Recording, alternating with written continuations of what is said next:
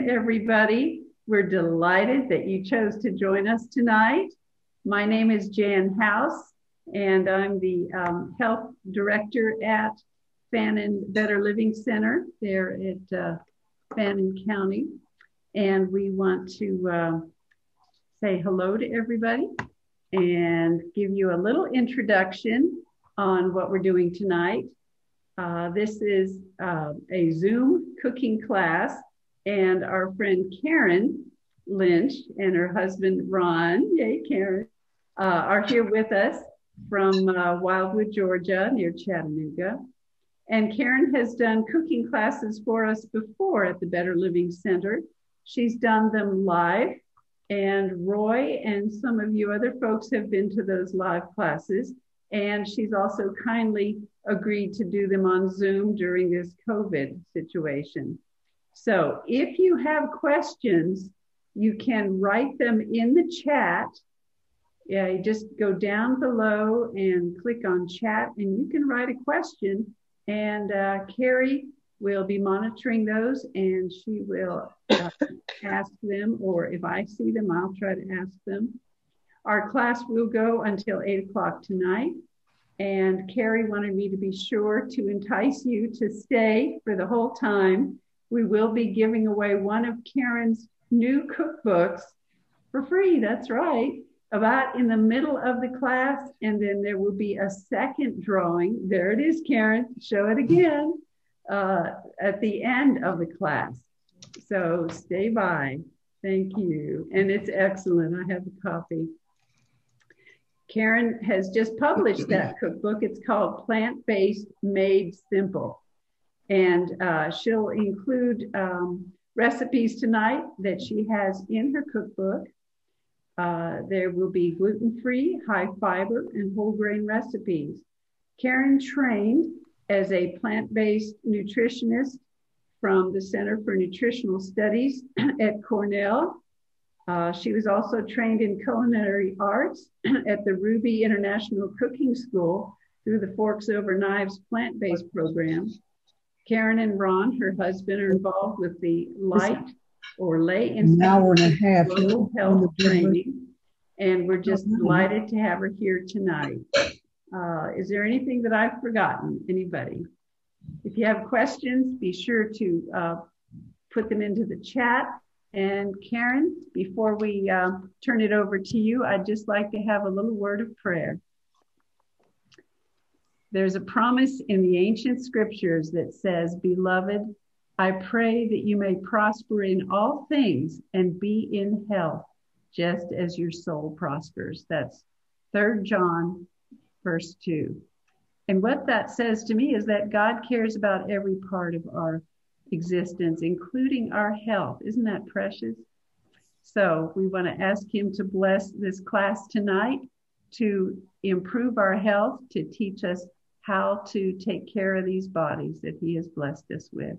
Please pray with me. Father, we thank you so much for your promise to be with us. And we ask for your Holy Spirit to come now and bless as we learn more about how to take care of these wonderful gifts, our bodies that you've given us. In Jesus' name, we thank you for blessing Carin. Amen. Amen. All right. Can everybody hear me? Am I on yet? Yes. I am. Great. Well, thank you, Jan, for the lovely introduction. Again, my name is Carin Lynch, and I am actually a cooking class instructor at the Wildwood Lifestyle Center, which is in Wildwood, Georgia. Also, what I do is my husband and I, we travel all over, and that's how I've been down to the Fannin County Seventh-day Adventist Church and the Better Living Center, doing cooking schools, as well as other programs of health, teaching people to be able to not only prevent disease, but even when we are sick, to be able to reverse that and feel better. And so hopefully we can learn a little bit about nutrition today and how that impacts our health, as well as some recipes that actually we can easily replicate at home and be able to make these things in order to have better health and on the journey to better health, I should say. So without further ado, I'm going to get started. Now, Jan, like I said, you've introduced me, but I'd like to talk a little bit about nutrition first, because I think it's important to kind of get the big picture. 94 to 96% of all disease. Now, when I say all disease, I mean everything from a cold all the way up to maybe something as serious as stage 4 cancer. And everything in between is a lifestyle disease. That's 94 to 96%. That means that only 4 to 6% of all disease is actually genetics. Now, what I mean by that is that we may have been born with a problem that, our genes may be mutated somehow and we have some issue. However, most all diseases come from our lifestyle, meaning that maybe we have some kind of genetic propensity, meaning that our genes kind of are passed down from generation to generation, and maybe there's a weakness in one, or they're just waiting for us to do something wrong so they can kind of attack our body. But whatever the case is, our lifestyle impacts tremendously how healthy we are. Not only is lifestyle, as part of our lifestyle is so important, but in our lifestyle, nutrition plays a significant role. When I say significant, I mean 60 to 70% of all disease, lifestyle diseases, that is, so that's pretty much all disease is impacted by what we put in our mouth. So I think that what we want to do today is find some wonderful, healthy alternatives and the reasons why we might want to make these changes. So without further ado, I'd like to introduce what recipes we're going to do. We're going to start with some breakfast recipes. We'll talk a little bit about breakfast. We're going to do a scrambled tofu. Now, some of you may say, oh, tofu, I don't eat tofu.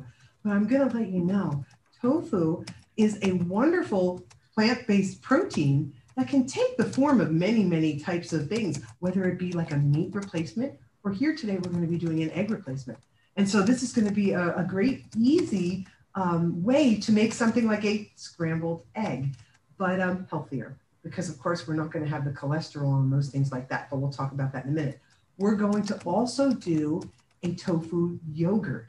And now this yogurt is another great option because we're not using any animal products or any dairy products. I'll tell you a little bit about that. The next recipe we're going to do, we're going to switch gears and do something maybe you might want to try for lunch. And coming up for this season, coming up soon, is corn season, right? The wonderful middle of the summer, we can enjoy some beautiful corn. We're going to make a coconut corn chowder. Then we're going to do a dessert. Well, actually, we're going to do the dessert at fourth, not because we want to eat it first before we're finished with our recipes, but because I want to make sure that we have enough time so that I can demonstrate it once it refrigerates just for a little bit. But we're going to do a carob candy. Some of you may not even have heard of carob before, but carob is a chocolate substitute. And then lastly, we're going to do a mock salmon spread. Now, the mock salmon spread that we're going to do is a wonderful way to have something on a sandwich or a cracker. It might be a nice hors d'oeuvre that you might want to put out if you're having some company and you're serving some snacks or something like that. But guess what? There's no salmon in it. We're going to teach you how to do that in a little bit. One thing I also like to share before I get started is, one of the reasons we want to change our diet is because we have something called the standard American diet. We've probably all heard that phrase before, standard American diet, but I like to point out to people, the standard American diet, if you take the first letter of each of those words, it has initials SAD. When you think about that, what does SAD spell? Sad. That's right, sad. And I like to say that is a great way to describe the way that in this country we eat. We're so concerned about being busy and doing so many things that what happens? Well, we eat fast food. We grab and go, right? We don't take the time to know what, or prepare healthy options. We eat foods that are low in fiber, high in fat, high in sugar, high in salt, high fried foods, high in oil. These are the things that are affecting our health tremendously. We know there's an epidemic of diabetes out there, obesity, and the list goes on of disease after disease. And again, remember, going back to my statistic, 60 to 70% of those diseases are from what we eat. Well, if we're not going to eat a sad diet, I like to suggest that we eat a glad diet. And the glad is God's living abundant diet. How's that? That means that we can find wonderful, healthy, whole food options that are in line with how our body was made, how God created us. He created us to eat fruits and vegetables and the herbs of the field and the nuts and the grains. And so what we're going to do is we're going to take those foods and we're going to hopefully teach you not only how to make them simple, because we want simple foods, but we want them simply prepared, because none of us have all the time on our hands as that we wish we had. We want to have them nutritious because, of course, our health is so important. And then, of course, very important, delicious. Because if the food doesn't taste good, none of us are going to want to eat it, right? And we'll go back to eating things that we were used to eating. And unfortunately, that may not be the best for our health. So we are going to get started with our breakfast foods. Now, many of you have heard that breakfast is our most important meal of the day. You know, we need to get our body started because the word itself actually describes why we're eating it. We are breaking the fast. You know, the last meal that we've had for our day, we get ready, we go to bed, and then what happens? We sleep. And when we wake up, our body is ready for fuel. It is time. It is really. And that's right. I got it on mine because we. Over the course, Ron, could you just lower that? That has to be low. I can't concentrate. Okay, I'm sorry. We just need to lower our computer because I can hear and it's a little, I'm getting distracted a little bit from that. So don't mind me. We're just going to lower that a bit.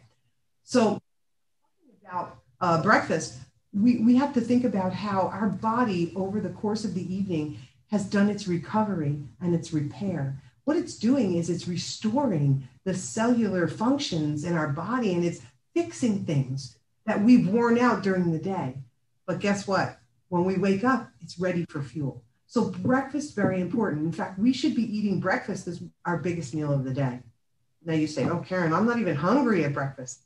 Oh, I can assure you, if you are eating, early enough where you are getting to bed maybe 4 or 5 hours after your last meal, you will have enough time where your body will rest, recover, and when you wake up, you will be hungry. So think about trying to incorporate lots of fresh fruits and vegetables. Not vegetables. Try with fresh fruits first. I don't like to say to mix your fruits and your vegetables too much, but try with your fresh fruits. I think they go best with breakfast. And so eating your fresh fruits and then incorporating, some of our proteins, maybe our nuts and our seeds and things like that. But today we're going to talk a little bit about tofu. So let me just tell you that tofu, if you're not familiar with tofu, there's a few different kinds of tofu. You know what I did? I opened this. I was just going to drain it because it's water packed, but now I can't really show you. Here, I'll just have to show you the package. You probably are pretty familiar with tofu. Ketsy, do you want to help to drain this for me? You're probably pretty familiar with tofu. Tofu, you can see it in your grocery store in the produce section. Now, if you haven't eaten it before, you probably have seen it. Tofu is actually soy cheese, let's call it. It is basically soy milk that has been kind of curdled, just like they curdle cheese with like an acid, maybe lemon juice or something like that. Thank you so much. And I just need something to wipe this up. And what they'll do is then they press it. Okay? They take these curds because, cheese is curds and whey. You've heard that before, Little Miss Muffet, right? Well, so they do the same thing, but they basically just kind of put it in a press all that water out, and you get a block of tofu. So here is our block of tofu. Let's see, I drained it for me, and it's water packed. The fresh tofu that you find in the store is water packed. We're going to use a different kind of tofu in a little bit. But what I'm going to do is we drain the water out, and I'm just going to take this, and I'm going to mash it with a potato masher. The potato masher has a lot of uses more than just potatoes. We're going to make this like a scrambled egg. So I'm going to mash this up a little bit.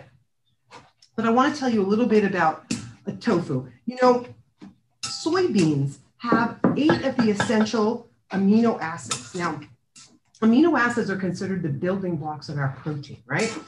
And essential amino acids means that what happens is that we need to bring these essential amino acids in from other sources other than our body. You know, our body makes many of the amino acids of the 21 that we need to help with our proteins, but 9 of them we must get from other food sources. And tofu has actually 8 of the 9. So that's actually a pretty good number. So if you can see, I don't know, can you see? Can they see? Okay. I am just like a scrambled egg. If you like your chunks big, you can leave them big. I'm going to put this to the side, and I'm going to get started by sauteing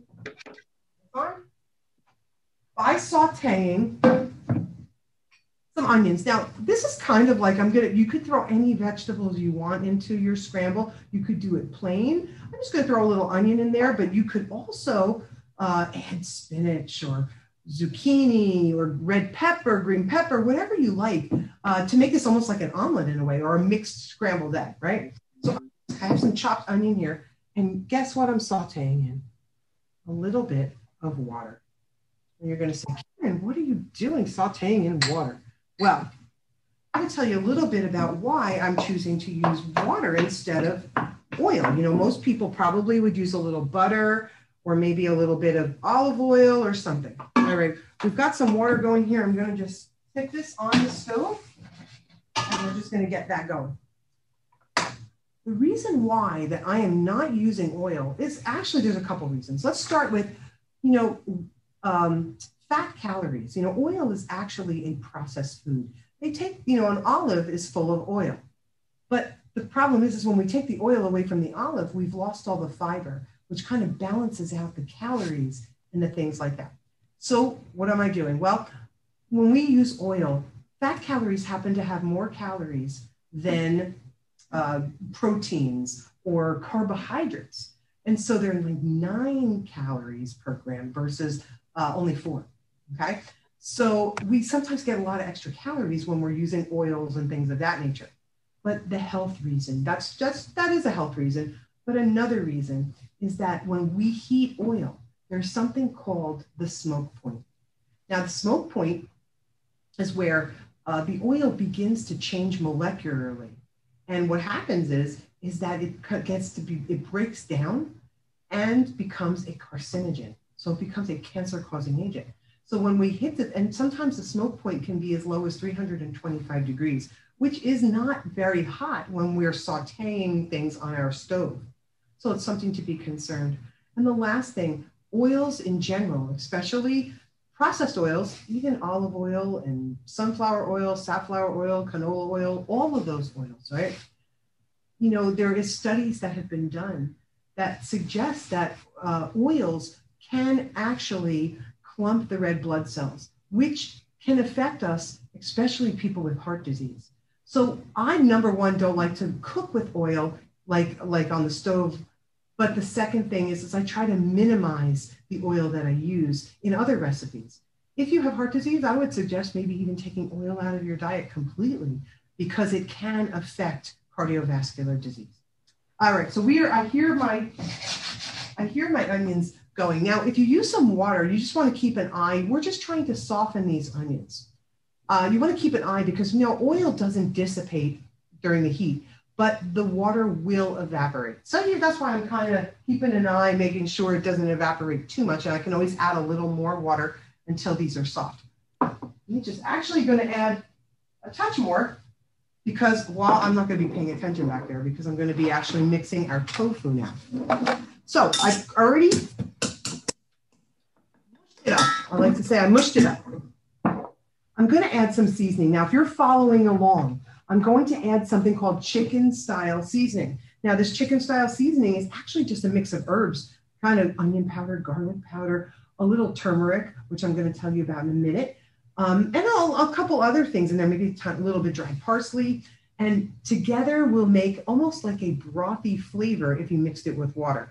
Well, we're going to mix it in here to flavor our tofu, because tofu really doesn't have any flavor. It will take on the flavor of whatever you're cooking it with. I'm also going to add a little garlic powder, a little onion powder, and a little bit of salt. Oops. Just do this here.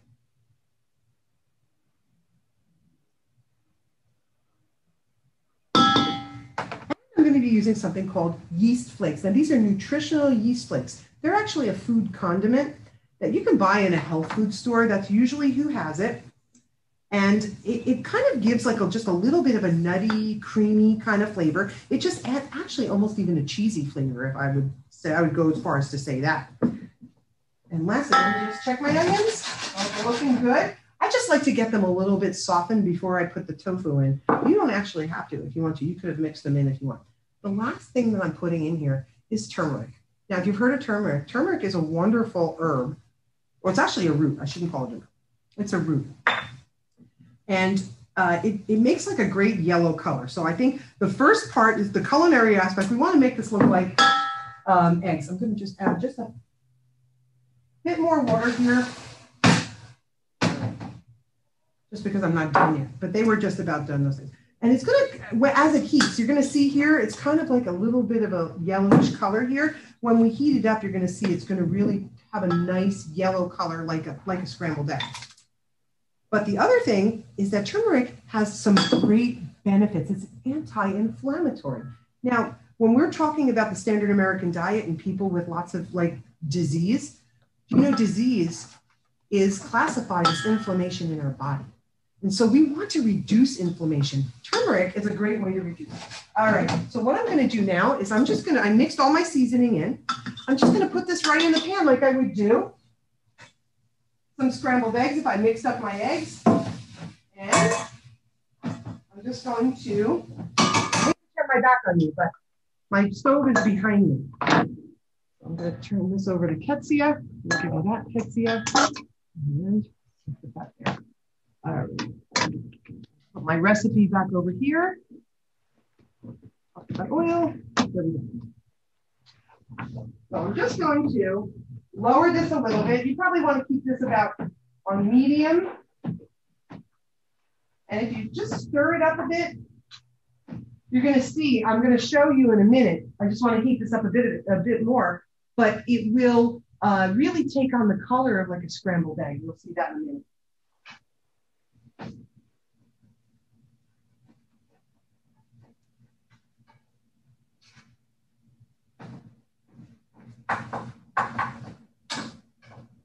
Now I would heat this maybe 5 minutes or so, 4 or 5 minutes, just to kind of dry it out because the tofu, remember, was water packed.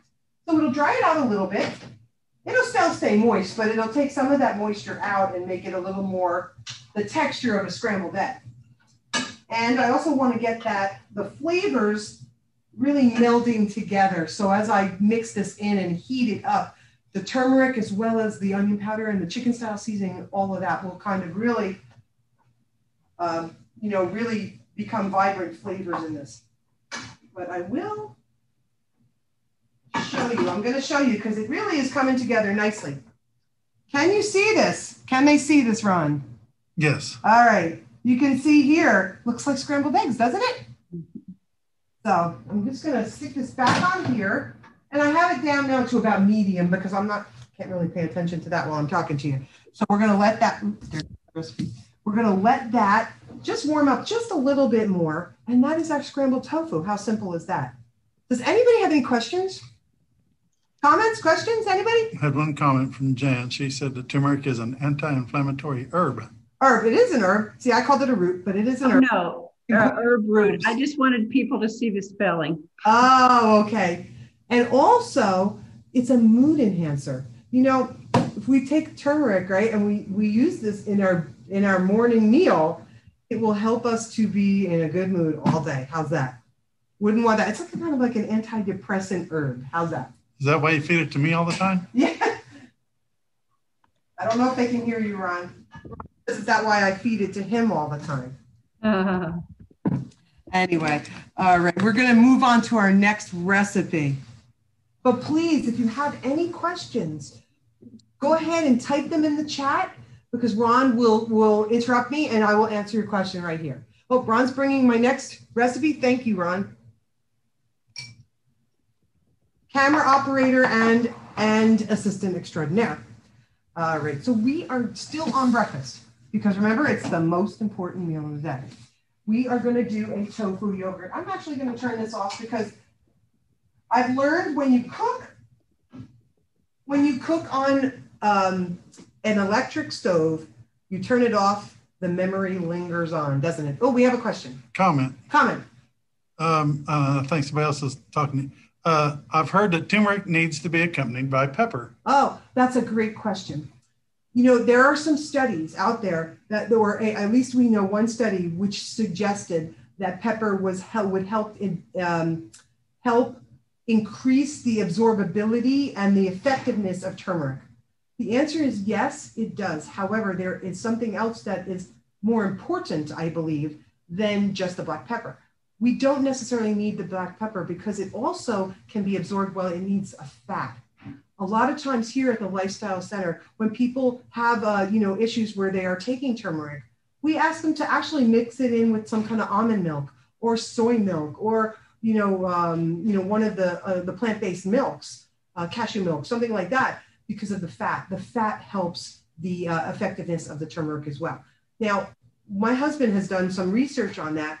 And the fact is that the study that they used with the black pepper was actually a very small study. It wasn't an exhaustive study. But what they did say is it did increase a bit. So a lot of times people, now they have to take it with the black pepper. I personally don't recommend black pepper. And the reason why is because black pepper is an irritant to our stomach lining. It is considered a spice. Now, I was talking about herbs and seasonings, but this is considered a spice. And a spice can be very harsh on our gastrointestinal system. So my recommendation, if you're going to take turmeric, is you don't necessarily have to take it with the black pepper. It is well received in the body and processed well, as long as it's accompanied with the fat. All right? I hope that it was helpful.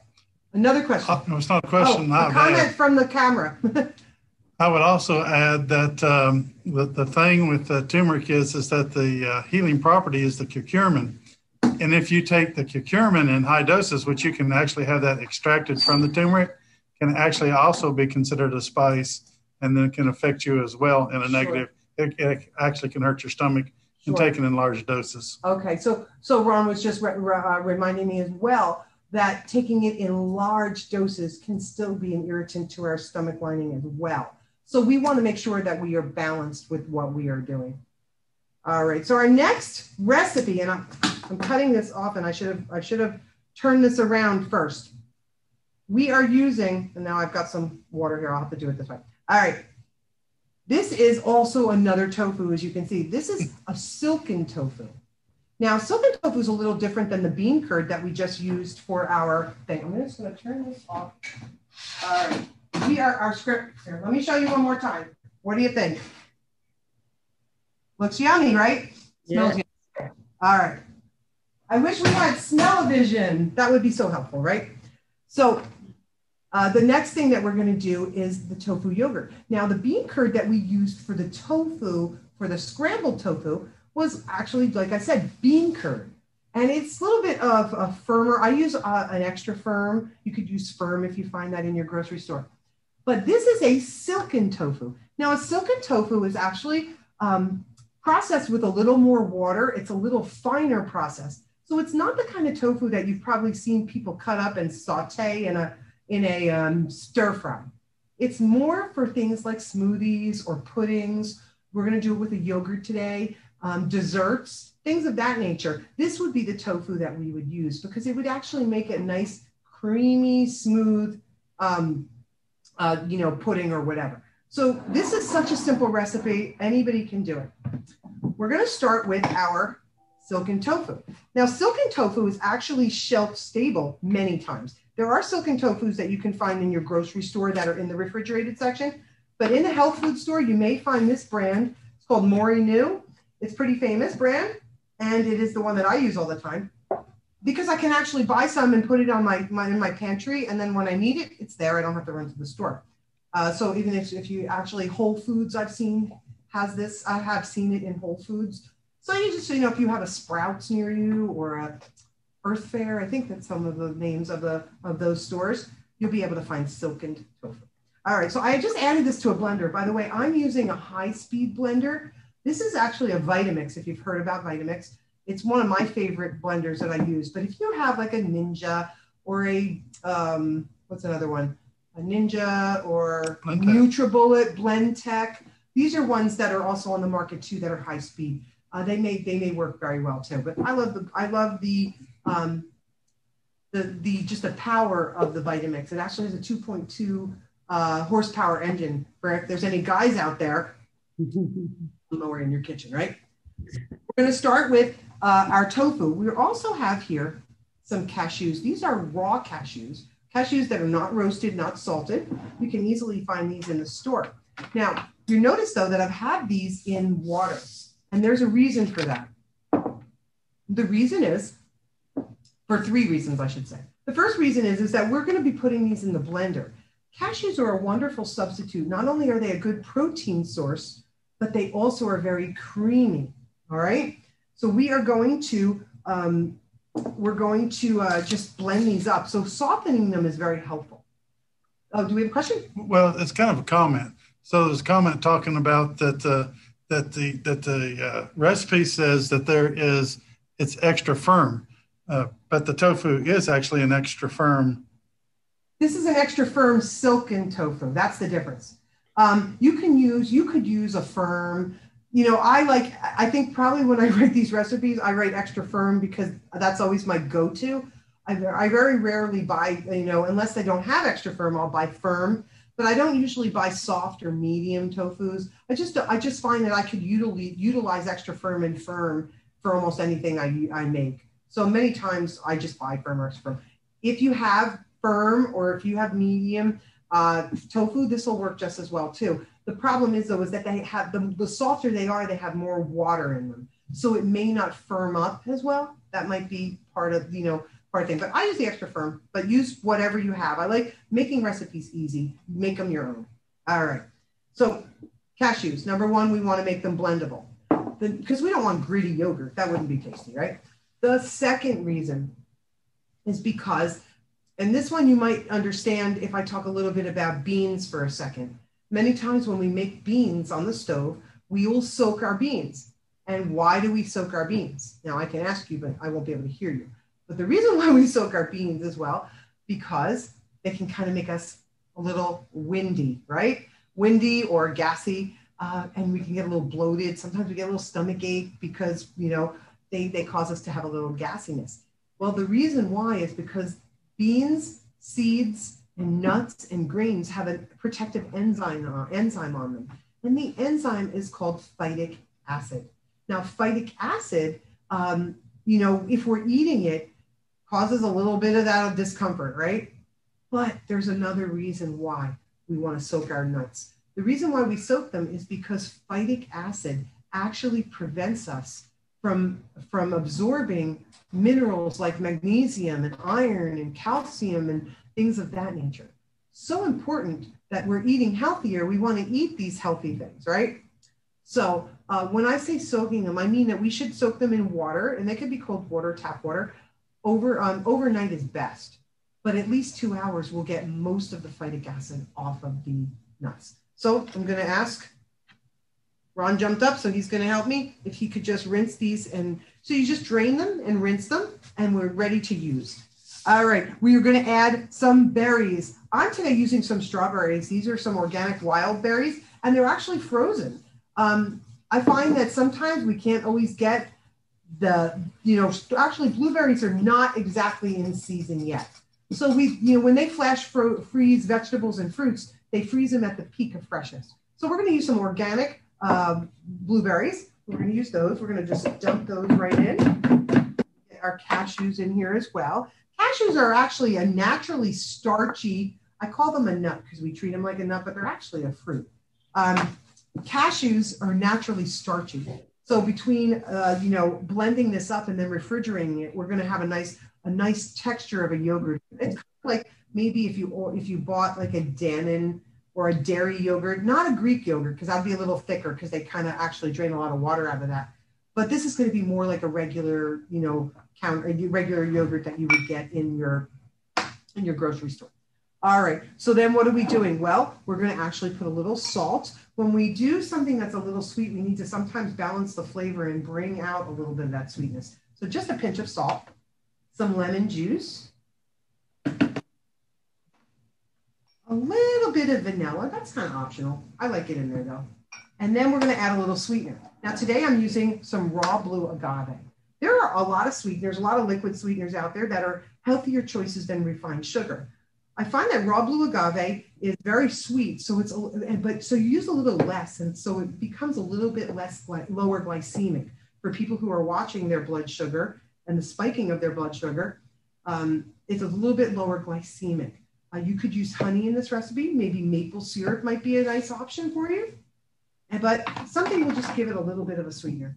And then I'm going to just blend this up. Now this might be a little loud for you. So hold on one second, see if I can mute it. Ron's going to try to lower the volume on that. Now, two things about the blender. First, when you're using a blender, start always on the bottom and kind of work your way up because you want to just get everything incorporated together. You don't start on high because if you do and your top, thank you. I need this, and I just need a bowl. I have that bowl here. That's okay. If you don't have the top on really well, you could be the recipient of showers of blessings, which I am the recipient of showers of blessings. But I do want to let you know, in plant-based cooking, you will notice that you use the blender a tremendous amount. I said, and it will be your best friend in the kitchen.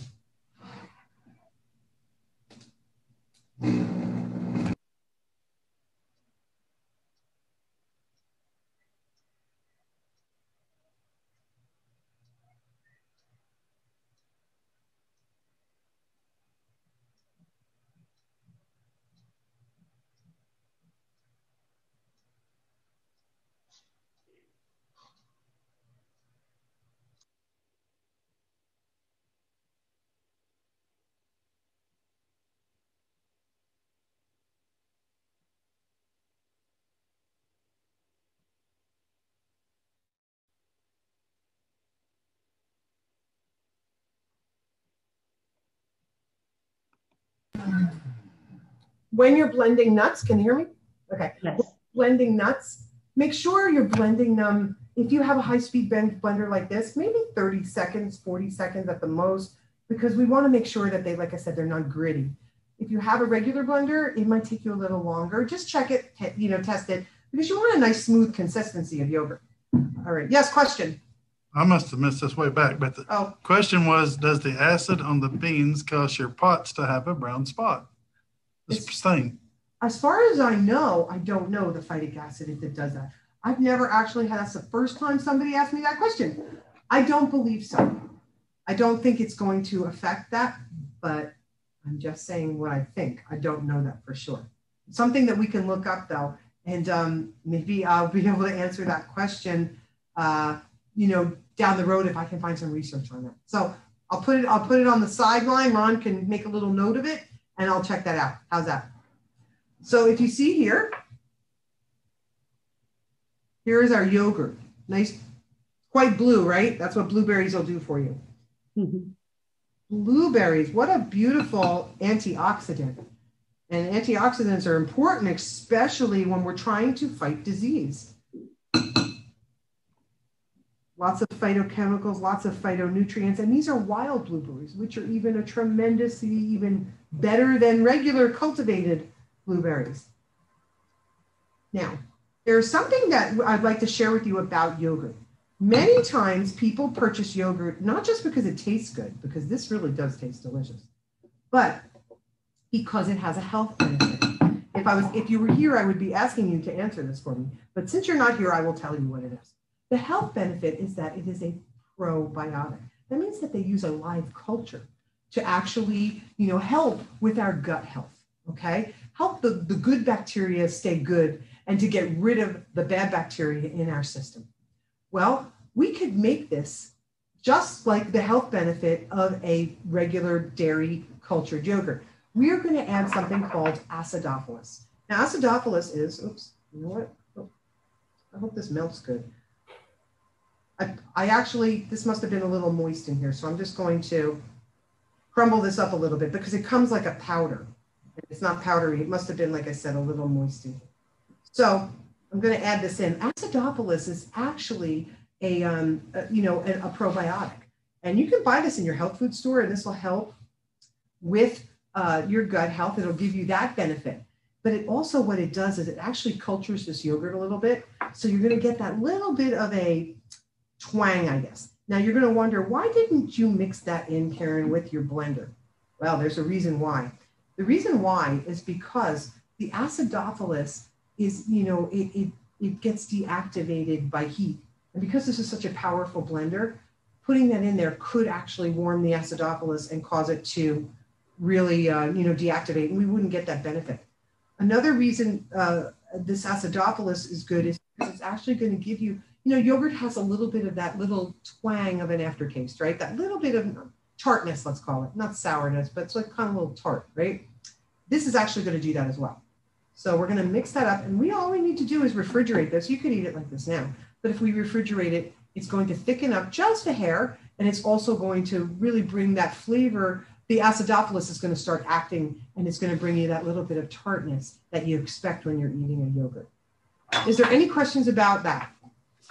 Carin, when would it be good to take probiotic? Why would you want to use that? Jan just asked, when would it be good to take the probiotics? Would you like to be more specific? Yeah. Ask her. You'd have to ask her. Jan, could you be specific about that? What do you mean by that? Trying to get at the point that probiotics especially are important if you've had an antibiotic. Oh, okay. I see what you're saying. So a lot of times when people are on medication, it affects the flora of our intestinal system. So a lot of times doctors may suggest, you could have some yogurt. This will help balance that. Well, now you know that you can actually take the probiotic directly, which or you can mix it in with our non-dairy yogurt. So we're going to talk about dairy in 1 second, because I have my next recipe is a creamy soup, a coconut corn chowder. So let's talk a little bit about dairy and how that can affect too. Was that enough information for you, Jan? Yes, basically, if you're on an antibiotic, it's important to replace those intestinal flora. So exactly. Probiotics, awesome. Yeah. All right. So we are going to, could you grab me the next? Oh, and I wanted to say, if anybody did not get the recipes, let me or Carrie know. She's on the Better Living Center page, and we'll get those to you. You can just put it in the chat. But we did send them out by email. Yes, we want to make sure you get these recipes, because I'm going to tell you, each and every one of them, they're fabulous, delicious, right? Yeah. Well, our next recipe we're going to be doing is the coconut corn chowder. Now, if you see that, this is one of the, I'm going to say, the fan favorites at my cooking schools. Everybody loves this recipe. And so it's kind of, when you hear about coconut corn chowder, you're like, where's the coconut come from? We are going to be using today some canned coconut milk. This is going to be in replacement of our dairy. A lot of times in creamy soups, you're going to find that there's a lot of dairy products in there. But why are we trying to stay away from dairy? All right. Well, first of all, calcium. People a lot of times consider that calcium, we need to get that through a dairy product for our bones, right? Well, let me tell you a little statistic.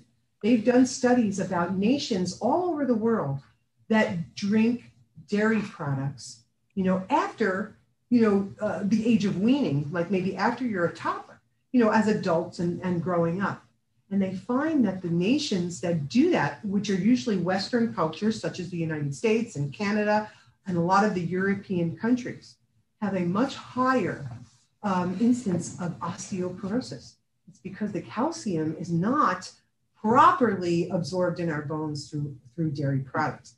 Now, we need vitamin D to really absorb calcium. So we need to go outside and get lots of sunlight. That's important.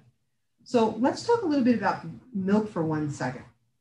So A lot of times when I was a young girl, they used to say, oh, you need to drink milk because milk makes your body healthy. The fact is that there's a few reasons why we want to stay away from milk and dairy products. The first is where I was talking about where children after the age of weaning, we have an enzyme in our body called lactase. Lactase actually breaks down lactose into sugars, which are protein lactose, which is into sugars, glucose and galactose. What happens is that a lot of times after the age of 2 years old, many people become lactose intolerant because our body stops making lactase because body doesn't need milk anymore because we're no longer a baby. And so what happens is that we become lactose intolerant. I see a question there.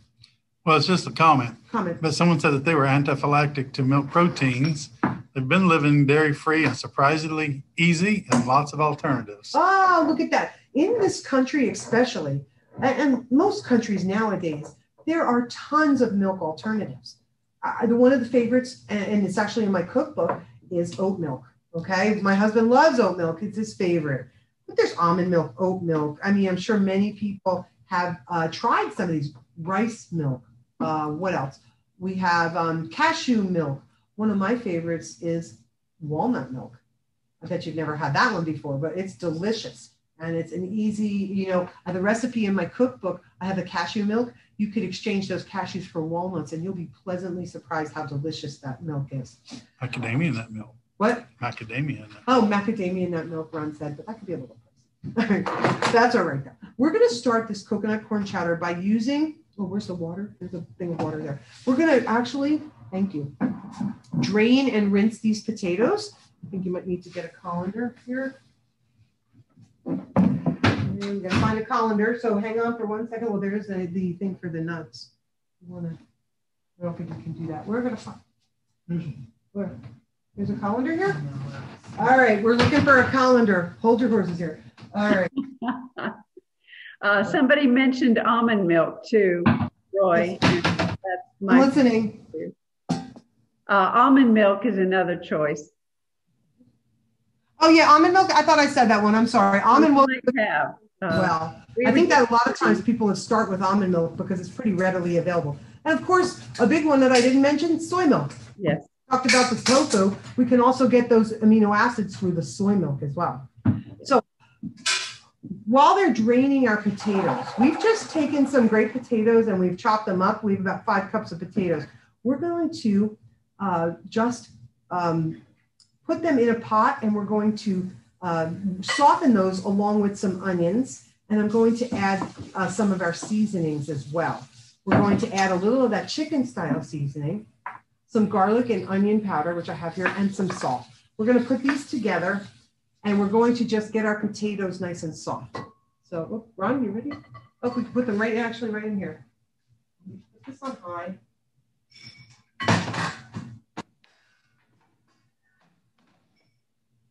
All right.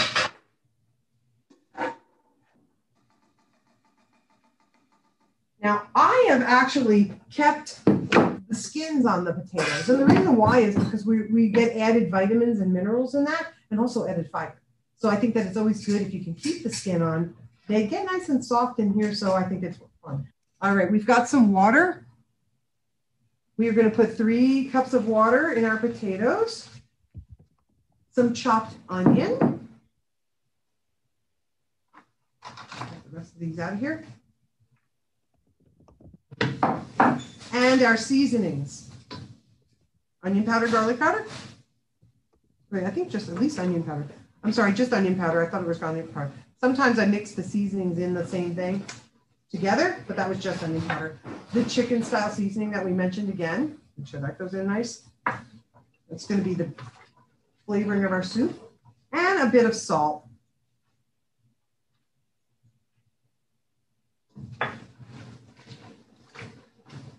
And I'm just going to stick this on the stove, on high. One of the keys to this, make sure that close that. One of the keys is making sure you put a lid on this. And the reason why is because the steam will escape. And I find that the soup gets a little too thick at the end, and then you have to add a little water, and it kind of throws off the balance of the flavor a little bit. But I'm just going to go ahead and heat that up until those potatoes are soft. I probably should have started that a little while ago because sometimes it takes about 10 minutes to do that. But I'm going to put the rest of the ingredients on the side here so we can mix those in after. Let me take these away. All right, we'll put this right over here. But let's go back to talking a little bit more about milk. I kind of want to give you some of those things. So we talked about the osteoporosis. The more milk you drink, sadly, the higher risk of osteoporosis. All right. The second thing is the lactase. So going back to that, I believe that God intended for babies to drink milk. He's given us a food that's very nutritionally balanced for us. However, once we stop drinking our mother's milk, there's really no need to continue to drink milk. We do it because we are raised that way, but in our country today, most of us get enough nutrition that we don't need to drink milk.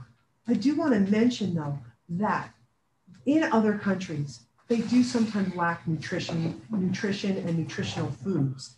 And so sometimes their needs are great there, and maybe milk would be a necessary food for them.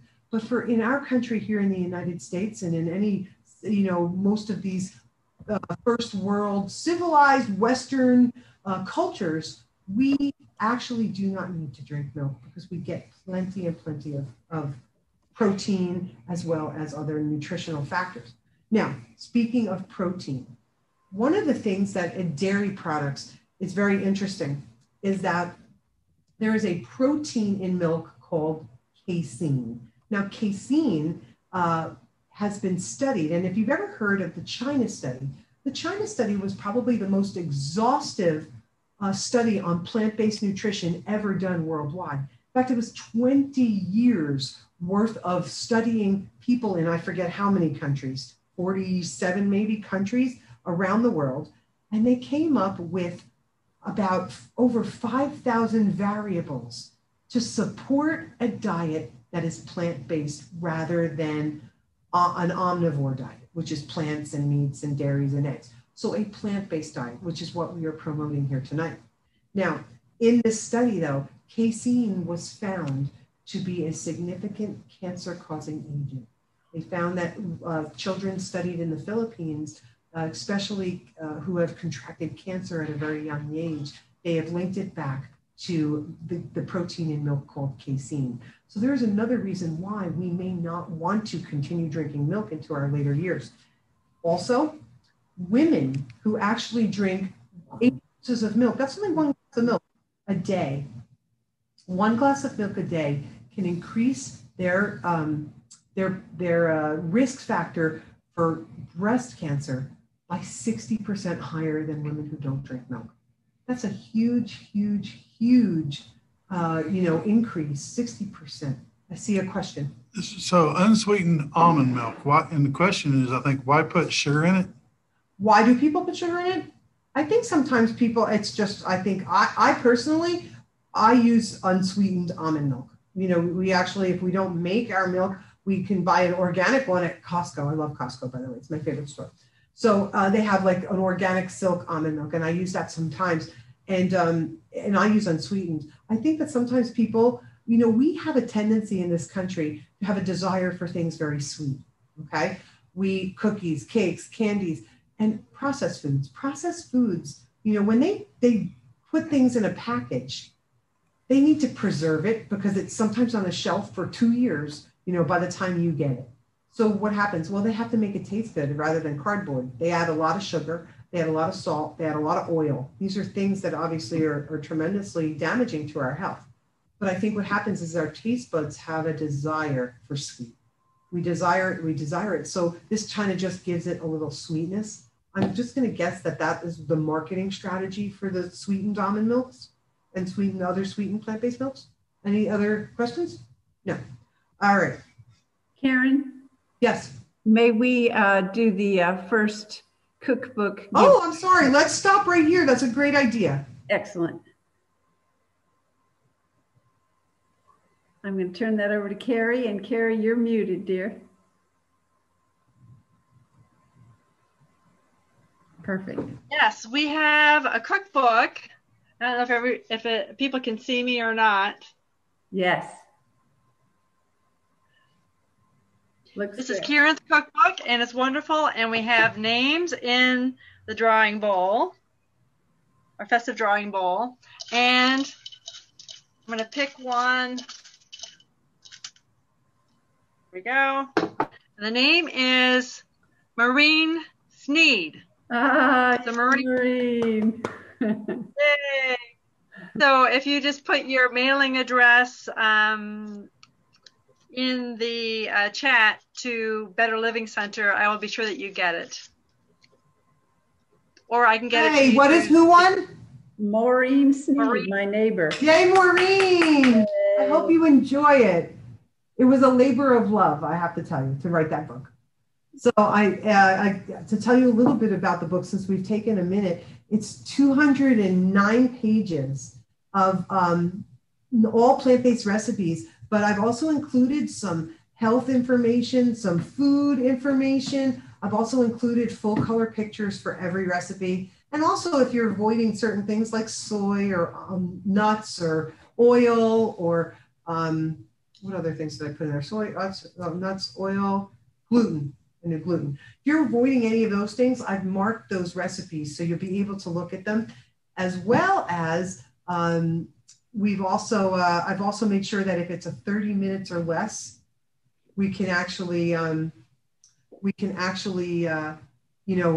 identify those. So if you're in a rush, you can do some 30-minute meals or less. So I hope you enjoy it, Maureen. And I know if you stay on for the next half hour and we finish up our class, because we do have a couple more recipes to do after the soup, we will be able to see. I think they said they would be giving another book out. So I'm excited to find out who gets that next book as well. All right, so back to our corn chowder and our milk. So another reason why we want to take milk out of our diet. Well, 3/4 of the world's population are lactose intolerant. Like I said, if you don't have the enzyme lactase, you can't break down the lactose, which causes some discomfort, okay? God in his infinite wisdom, I believe, felt that we no longer needed mother's milk, that we moved on to solid foods and a variety of foods, rainbow, let's call it, of foods. However, not only did he not want us, but I don't think he ever thought that we really had to drink the milk of another animal. If I was asking you if you ever saw a little baby, or if you might have had your own children or your nieces, nephews, grandchildren, whatever, right? A little baby usually doubles its weight in about anywhere between 6 and 8 months. It takes to double a baby's weight, okay?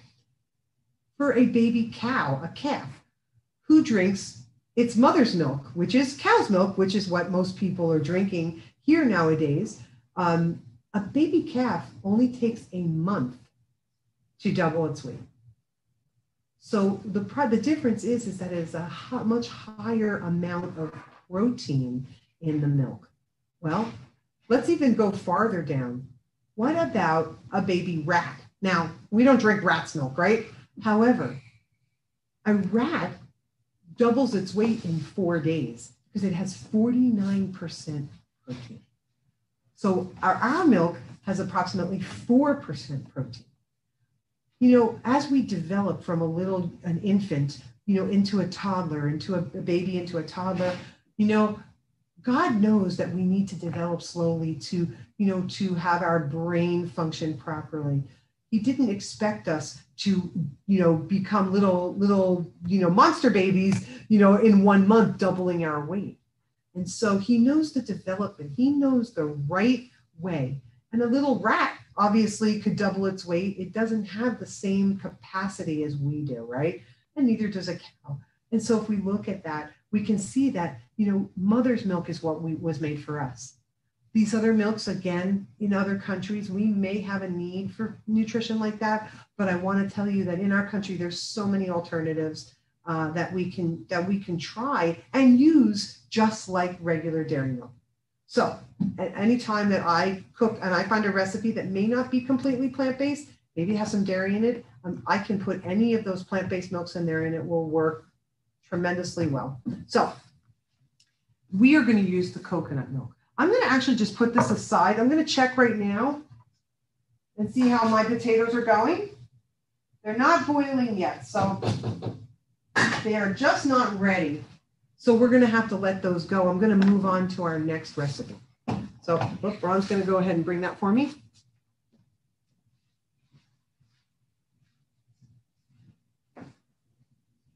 All right. Thank you, Ron. Okay. All right.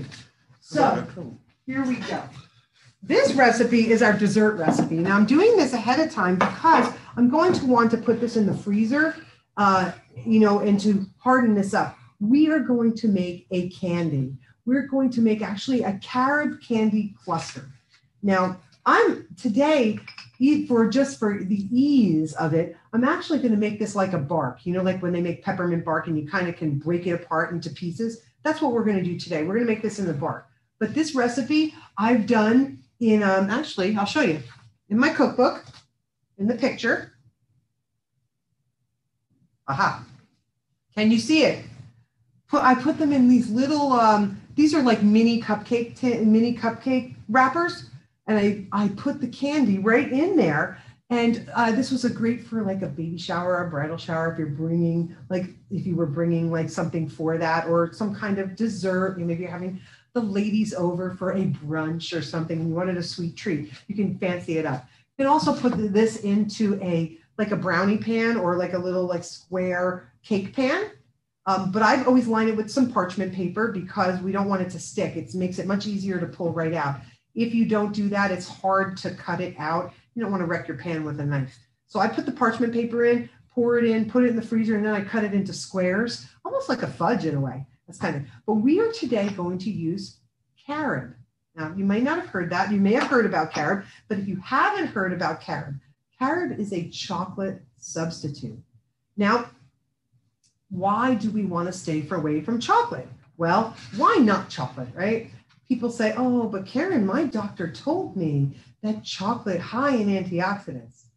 You can tell your doctor, my friend Carin told me that I can get a lot of antioxidants in a lot of other ways, especially in blueberries. We made that blueberry yogurt, right?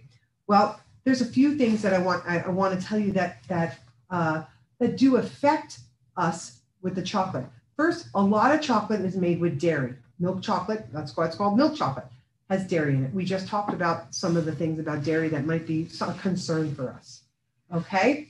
The second thing, there's lots of sugar in chocolate. You're not going to eat a chocolate, unsweetened chocolate. That wouldn't taste so good. Then there's some things in it called things that affect our nervous system. They actually falsely stimulate our nervous system. And that is caffeine and something called theobromine. Now, theobromine works on our system very similarly to caffeine. But did you know that caffeine is the most widely abused drug in the world? It's a drug, actually. And so it's a drug to our system. In fact, like I said, it falsely stimulates our nervous system. Our nervous system is tricked into thinking it's getting the energy it's supposed to get to work in this high level. However, it is not getting any of that. And so it does affect our bodies. So caffeine, we want to stay away from those things. Caffeine is a stimulant, but I wanted to just tell you a little bit about what it can do to us. First of all, it can increase our blood pressure. So if you're dealing with hypertension, you might want to stay away from caffeine. It increases our risk of heart attack. It affects gout. If you have the arthritis condition called gout, it can affect that. It causes people to have sleepless nights or a little bit of insomnia. It also can cause headaches, but believe it or not, it can lower your fertility. So if somebody is trying to have a baby, it could affect that if they've been struggling. Also, people who are pregnant drink a lot of caffeine have a risk of miscarriage, worsens menopausal symptoms, and also it can cause a cystic breast disease, causing cysts in the breast. So these are reasons why we would like to stay away from caffeine. But let's talk about a substitute. We have that right here. These are carob chips. Now, if you haven't heard about carob, carob is actually from a tree that is indigenous to like the Mediterranean area, as well as like the Far East. The Middle East. Okay, and carob is like an evergreen tree. It's in the pea pod family. So what happens is that these pods grow on the carob tree, and they take it out. It's a bush, actually. I shouldn't call it the tree bush. And they grind them up. And when they grind them up like cocoa powder, I think we have some here. Hold on one second. I think it's right. Ah, I knew we had some. It's a good show and tell visual. So here, this is carob powder. Can you see that? Carob powder looks just like cocoa powder. So we're going to be using this in a chip form today. So they make it carob powder. They also make 3 different kinds of chips. This is unsweetened, just like unsweetened chocolate would be. The chips, they come sweetened. They also come sweetened with barley malt. Barley malt is a little bit more natural, lower glycemic sweetener. And then they also have unsweetened chips. You can find these in the health food store or like Whole Foods and things like that. So you have a question? Oh, we're checking our soup. I think we're going to let these go just a little more. Yeah. All right. We're going to keep those bubbling just for a little bit. So what I'm going to do is we're going to make this. I'm going to make this and then we'll go back to our soup. How's that? So we're going to start with some peanut butter. I didn't even take the peanut butter out of here. We're going to use a cup of all natural creamy peanut butter. So this is an organic one that I have. And by the way, I had that upside down because sometimes when we have all natural peanut butter, the oil can sometimes separate. So I was trying to remix it a little bit. But this is 16 ounces, so I'm just going to use 8 ounces or half of this container. Mix this up just a little bit. I don't want to just get the oil part in it. And I put the peanut butter in first because we're going to heat this on the stove. Because I find that the oil in the peanut butter will help the carob chips not to burn. Does that make sense? You know, sometimes with chocolate chips, they use a double boiler. We don't need to do that with this because the peanut butter has plenty of nice oil in it. So there we go. There's our peanut butter. I'll just use this one. Let me just wipe this off first. There we go.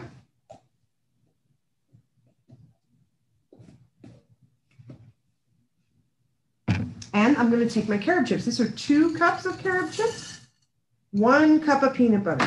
And I'm just going to put this on the stove. Probably a medium to medium high would be fine. All we're doing is melting the carob chips. Now I call this Carin's Chunky Carob Candy Clusters. And why I call them that is because, you know, back in the day when I was a kid, there was a candy bar called the Chunky Bar. And the Chunky Bar had nuts. I think it had peanuts in it. It had raisins in it. And it was like a little chunk of chocolate, right? Some people might remember that. They might still even have it. I don't know. So I kind of took my inspiration from the Chunky Bar. We're going to use carob, but I'm using some all natural nuts. You can use any nut you like. My husband is going to be thrilled to find out that I'm using macadamia nuts today, but peanuts, cashews, almonds, whatever you like. I am going to use some raisins. And just because I like coconut, I'm going to mix in some coconut as well. So we'll do that. But all we're going to do is we're going to just melt this on the stove. I'm going to go over there in a minute, just stir it up a little bit, just so it doesn't, you know, it gets to nice and melty.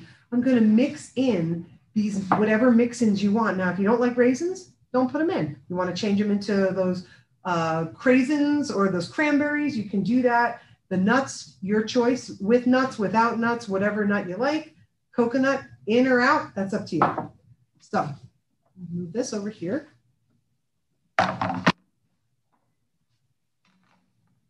Soup. All right.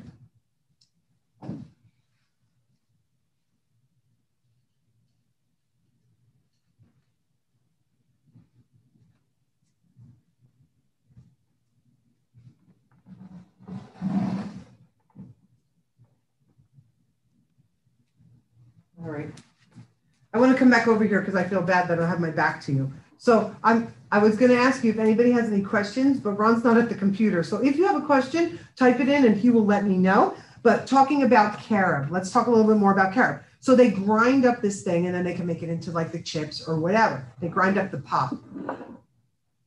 Did you ever hear in the Bible, John the Baptist? I'm sure many people, especially Christian people, have heard about John the Baptist. He was the cousin of Jesus. Now, John the Baptist, he lived in the wilderness. And in the Bible, it states that John the Baptist would eat, to sustain life, locust and wild honey. Now, a lot of times people think John the Baptist ate bugs because there's a bug out there called the locust, right? But I have to tell you, there's a lot of information that indicates that John the Baptist was a vegetarian. Well, if he was eating locust, he couldn't be eating the bug, could he? Interestingly enough, the carob comes from the evergreen bush called the locust bush. John the Baptist actually was eating carob and wild honey. Now, if you grind up carob and you mix honey together, I say, basically, you have candy, right?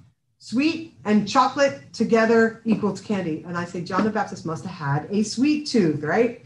But I do want to tell you a little bit about carob because carob is a wonderful, wonderful ingredient with lots of nutritional value. Let me just stir this up. Hold on.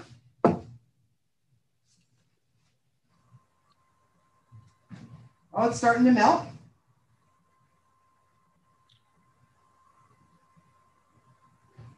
I think by the time I tell you about carob, that'll be nice and melted. So carob contains a tannin called gallic acid. Now, gallic acid is an anti-allergy.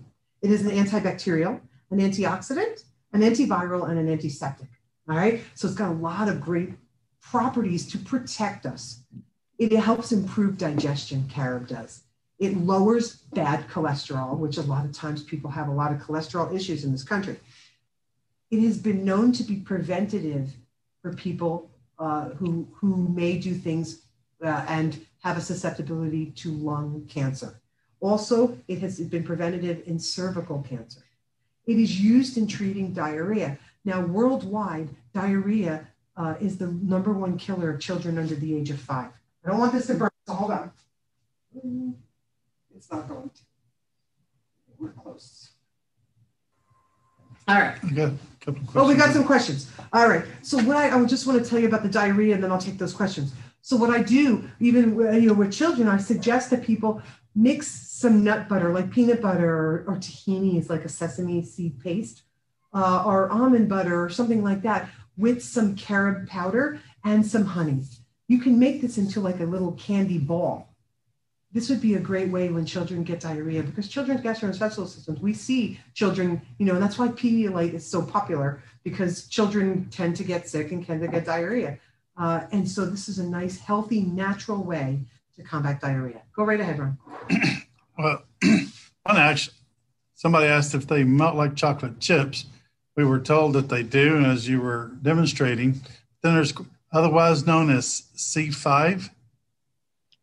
That's Carin's chunky carob candy clusters. Oh, you like that? That's called alliteration. I love that title. Carin with a C. I went for the whole C.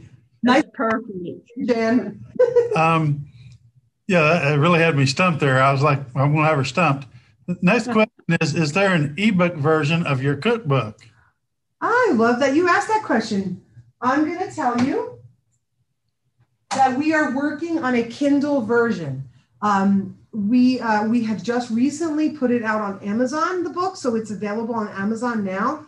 And the media team that helped me put the cookbook together is putting it in a digital version to submit it to Amazon to be a Kindle ebook. So it's coming, but it's not there yet. How's that? But we're working on it. In fact, I'm going to be working on some of that tomorrow as well. So I like that. That's a good question because I was able to share that. Can carob powder be used in place of carob chips? In some recipes. In my cookbook, I actually use, I do a recipe and I use carob powder. It's a carob hazelnut mousse. So yes, you can interchange it. I wouldn't be able to tell you exactly how much because you're going to need to add maybe some coconut oil with that. To this recipe, if you're trying to do this candy, I would have to figure out how to substitute the powder for the chip. But you can use any of the chips, even unsweetened work well. And the reason why I say that is because if you're putting the raisins in there, you're getting a nice sweetness. I want to show you this. It's almost, if you can see that, can my friends over there see? Yes. All right, so you can see that it melts really nicely. And now let's put in our goodies. If you were here, you would be like, wow, this is so yummy. The raisins and our nuts. I never made it with macadamia nuts. You know, I got macadamia nuts on sale, like for a really, really good price. That's the only reason why they're going in here. They were the same price as like a peanut, so I had to do it. Had to. And the coconut. Now, I don't know if I'm going to put all the coconut in. I could have. All right, so you got all your mix-ins. You could even make it plain. I think a recipe is like a blank canvas for people. They can do whatever they want. So what am I going to do? I'm going to take this carob candy. I just took some parchment paper. I'm going to put this on there, and I'm just going to dump this out like this. Now, remember, you can put this, you could actually stick this in those little cupcake liners and in the cupcake tin and let that go in the refrigerator or freezer. I'm going to stick this in the freezer because it will be quicker. But you can stick it in the refrigerator. It doesn't take too long to firm up. Here for now. I'm just going to spread this out. You can spread this out to whatever thickness you choose. Could you bring it down towards you, Carin, so we could see it? How's that? Yeah, perfect. All right, perfect. sorry. I apologize. I think I need to. No worries. No. Not as close as I think. So you might want to take, I think I'm going to do this. I'm going to take a little bit of that coconut and stick it right on top. I've done this in my cookbook. And not only do I have this recipe, but I have one for a peppermint bark, which uses almond butter instead of peanut butter. And I use a little peppermint flavoring. And I add a little bit of some coconut like this. So I'm going to do this on this one too, as snow. Okay. So it would be a nice little, and I put like almonds in there. So it's like an almond bark with the almond butter. It works out nice. If you have a nut allergy, this is something you could use in here would be like a sunflower seed butter as well. So I will take this and I'm just going to stick this in the freezer. If I can find room in the freezer. Oh, I think I found room in the freezer. Oh, there's a bread here.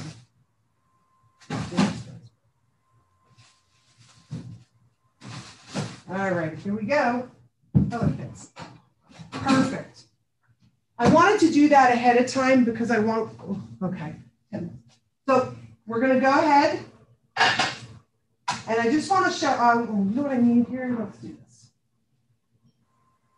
So I don't burn the thing. So I've just boiled these potatoes. They're nice and soft. They've got their seasoning in there. I'm going to take about half the potatoes. I'll use a slotted spoon if I have one here. I do have one. If not, I will use a regular. Oh, here. This will even work better. I'll just use a little thing. If you have a slotted spoon, that works just as good. I'm going to take about half the potatoes out and throw them in a blender.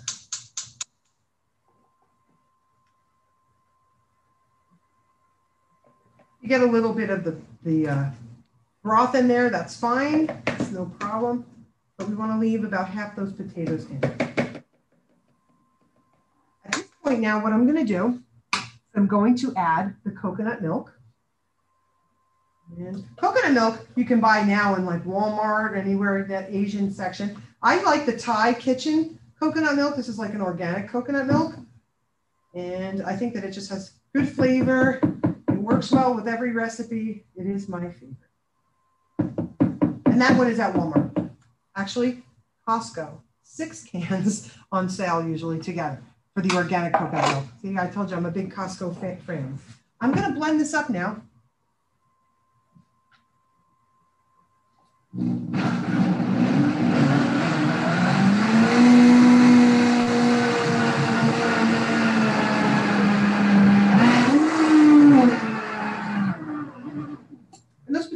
nice and soft, so it didn't need much to blend. But this is going to be now the creamy part of our soup. You see here, I'm pouring this right back in and mixing that with the rest of the broth and the potatoes.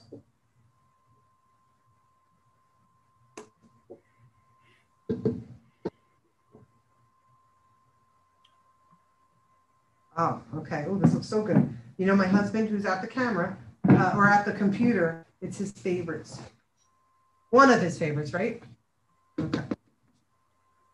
Now I'm just going to add some corn. If you have fresh corn, because that is coming into season in a couple months, cut that corn right off. This will be so delicious in there. This is just frozen corn. I remember I told you, like the blueberries, frozen at the peak of freshness, maintains most of their nutrition when they're frozen like that.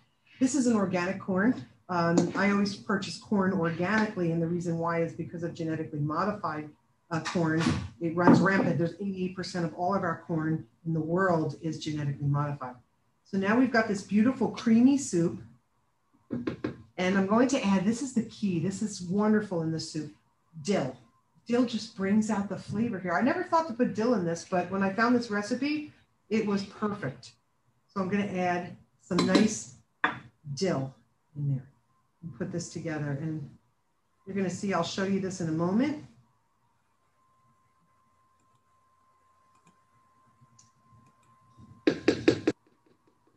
And here's our beautiful, creamy, can you see that? I know it. Yes. Potato. Beautiful. You know, chowder has potatoes in it. So we've got some nice, beautiful potatoes. We've got some corn, and we've got that beautiful creaminess. The combination of these flavors is outstanding. I just want to tell you that at first, when you think coconut corn chowder, how's that going to taste? I'm going to tell you, if you want to try a new recipe on your family, they will love this one. So I'm going to put this back on here.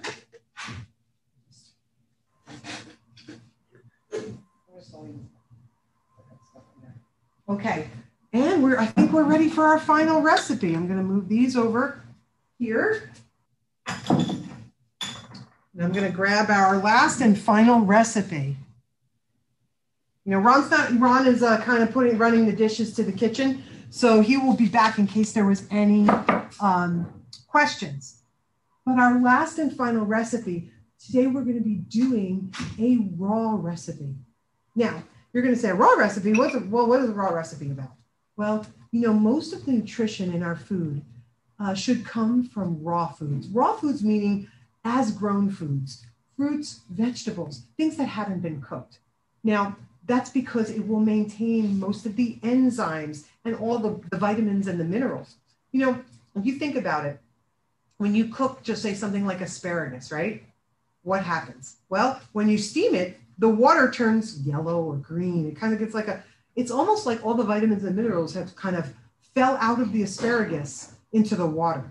So when we are cooking foods, it's breaking down those enzymes and things like that. So we want to maintain that for good nutrition. So most people should probably incorporate at least 50 to 60% of their diet in raw fruits and vegetables. So I always suggest fresh fruits. Start your breakfast with fresh fruits. Eat your cooked meal, and then when you have your lunch, start with a huge big salad. And then after that salad, have your cooked foods, but have those have your salad as being your main part of your meal. All right, this is a raw food, so this is something that you're going to get all the positive nutrition in because it's not going to be cooked. Now, cooking foods means that we're raising the temperature over 116 degrees Fahrenheit. You know, that's not that hot. You can almost stick your finger in 116 degrees. So you have to understand that even warming something could break down those enzymes and all those vitamins and minerals. So we are not going to cook anything at all in this. We are just going to blend. So now I want to let you know, I don't advocate for a fully raw diet. And the reason why is because, you know, we need a balance of things. We need our grains and our vegetables and our fruits and our fats and our nuts and all those things, seeds. So we need a variety. The situation though is that grains really need to be well cooked. And so because we need to incorporate grains into our diet for good health, it's important not to eat a completely raw diet, because if you're not cooking grains, I don't know that many people who really like raw rice, right? it's a little too crunchy for my liking. So if you, we really need to make sure that we do follow with some cooked foods. All right. But if you wanted to do like a cleanse and you want to do like just a week of raw foods, yeah, go ahead. That's not too much to ask, but I would definitely not consider going fully raw forever. Okay, we're going to start with some almonds. I'm using some sliced almonds today. I find that they're the easiest on the blender. And so Ron is just rinsing them and draining them because remember the phytic acid. So we want to get that off. We're also going to add in some carrots. I have some carrots. I chopped up my vegetables. I have chopped up already just because it makes it easy on the blender. You don't have to. You can stick them in there, but it's going to be a little tough, right? I have celery here. We've chopped up that as well. Put my green onion on the side. Now, when Ron's going to give me those in a minute, but I'm going to be using a little lemon juice. This is a mock salmon spread. So we're trying to make something that's similar in flavor and in look of like a salmon salad, so to speak. So here goes my raw almonds. These are sliced. So we have these here.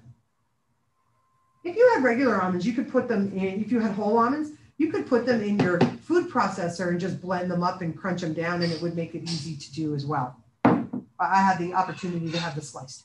We're going to put some salt in here. Now, there's going to be two key ingredients in this recipe. The first is we want to make this kind of like, you know, if you've heard of like smoked salmon where they smoke it, I'm going to use some smoked paprika in this. It's going to give that little bit essence of that smokiness. It may, you know, resonate with some people who like smoked salmon. If you don't like that smoky flavor, you could use regular paprika. So this is a smoked paprika. I think the flavor comes out really nice. And then the key to this recipe is using some kelp powder. Now, if you don't know what kelp powder is is actually a seaweed or a sea vegetable. It's an algae, actually. And what they do is they dry it and they grind it up. Now, kelp not only has a little bit of a fishiness to it because it grows in the sea and it's got that little bit of that salty fishiness. But another reason why kelp is nice to incorporate in here is it's full of iodine. And iodine is very important for our thyroid and our thyroid health. So I think that this is a great benefit. And you can find this again in a health food store or in Whole Foods, I know for sure. All right, we're going to blend this up. Now, if you don't, if you don't want to soak your nuts, I'm going to let you know it'll be very tough on your blender and it will be very tough on your arm.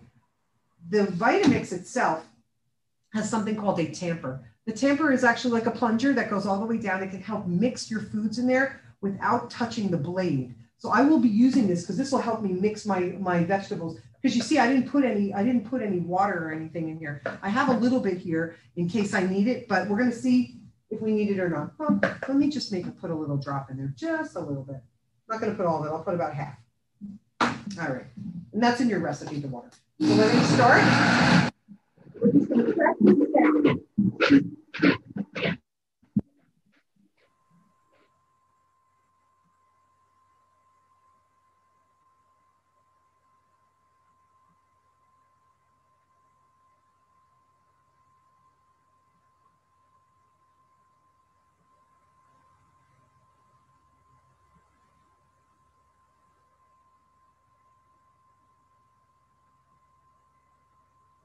I like to check to make sure that I've gotten everything blended, and if not, I kind of move it to the bottom just so I have a nice consistency here.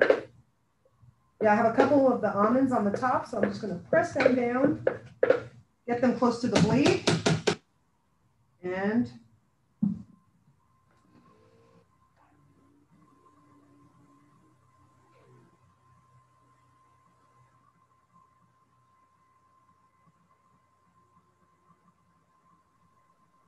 I need a bowl. There it is right there. We didn't even need all that extra water, so we're just going to put this here. And we'll take this right out of our blender. If you can see, look at the color. Kind of looks like a pink salmon, right? Thank goodness for our carrots and our smoked paprika will really help that. I see a couple nuts in there. I should have blended a little bit better, but it's okay. Get this all out of here. And then what I'm going to do is I'm just going to mix in, and again, this is preference. I would like to mix in a little bit of green onion, give it a little pop of freshness in our salmon spread. But this is a great recipe for, like, if you're having some, like I said, guests over. This is a nice way to have an hors d'oeuvre. You can put some on a cracker. It's great on a sandwich. Let's put this in here. We're going to dump that right in and blend it up.